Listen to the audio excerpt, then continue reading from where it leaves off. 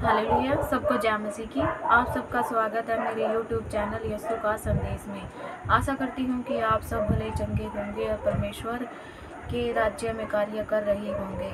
प्रभु परमेश्वर की कृपा आप सब पर बनी रहे। आपके लिए प्रार्थना करती हूँ परमेश्वर आप सबको दुख, परेशानियों, कर्जे और निराशा से मुक्ति दे। अपनी सारी चिंताएं परमेश्वर पर छोड़ दो, क्योंकि कार्य करना उसका काम है। केवल उसके राज्य के लिए कार्य करो। हालेलुया। धन्यवाद करते हैं परमेश्वर का। आइए चलते हैं हम अपने वचन की ओर, जो नया नियम मत्ती में से 16वां अध्याय है।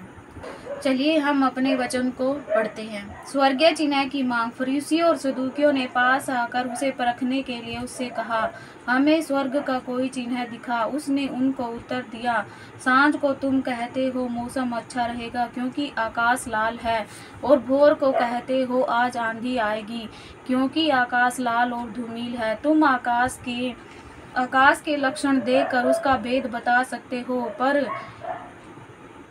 समयों के चिन्हों का भेद क्यों नहीं बता सकते। इस युग के बुरे और व्यभिचारी लोग चिन्ह ढूंढते हैं, पर योना के चिन्ह को छोड़ उन्हें और कोई चिन्ह न दिया जाएगा। और वह उन्हें छोड़कर चला गया। फरीसियों और सदूकियों की शिक्षा का खमीर।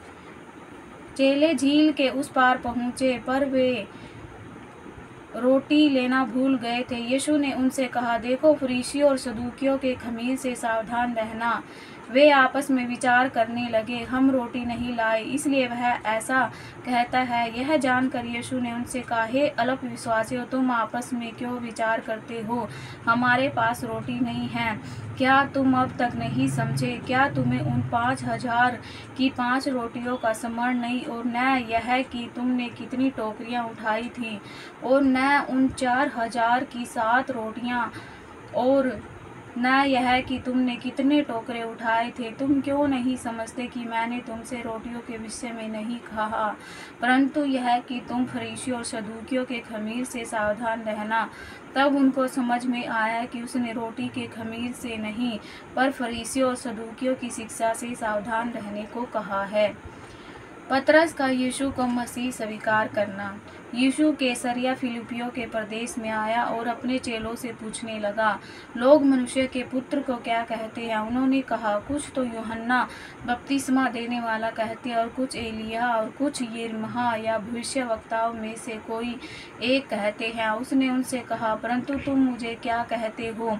शमौन पतरस ने उत्तर दिया, तू जीवते परमेश्वर का पुत्र मसीह है। यीशु ने उसको उत्तर दिया, हे शमौन, योना के पुत्र, तू धन्य है, क्योंकि मांस और लहू ने नहीं, परंतु मेरे पिता ने जो स्वर्ग में है यह बात तुझ पर प्रकट की है। और मैं भी तुझसे कहता हूँ कि तू पतरस है, और मैं इस पत्थर पर अपनी कलीसिया बनाऊंगा, और अधोलोक के फाटक उस पर प्रबल न होंगे। मैं तुझे स्वर्ग के राज्य की कुंजियाँ दूंगा, और जो कुछ तू पृथ्वी पर बांधेगा वह स्वर्ग में बंधेगा, और जो कुछ तू पृथ्वी पर खोलेगा वह स्वर्ग में खुलेगा।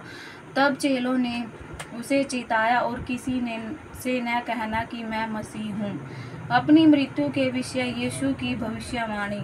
उस समय से यीशु अपने चेलों को बताने लगा, अवश्य है कि मैं यरूशलेम को जाऊं, और पुरनियों और प्रधान याजकों और शास्त्रियों के हाथ से बहुत दुख उठाऊं, और मार डाला जाऊं, और तीसरे दिन जी उठूं। इस पर पतरस उसे अलग से जाकर झिड़कने लगा, हे प्रभु, परमेश्वर न करे तेरे साथ ऐसा कभी होगा। उसने मुड़कर पतरस से कहा, हे शैतान, मेरे सामने से दूर हो जा, तू मेरे लिए ठोकर का कारण है, क्योंकि तू परमेश्वर की बातों पर नहीं परंतु मनुष्य की बातों पर मन लगाता है।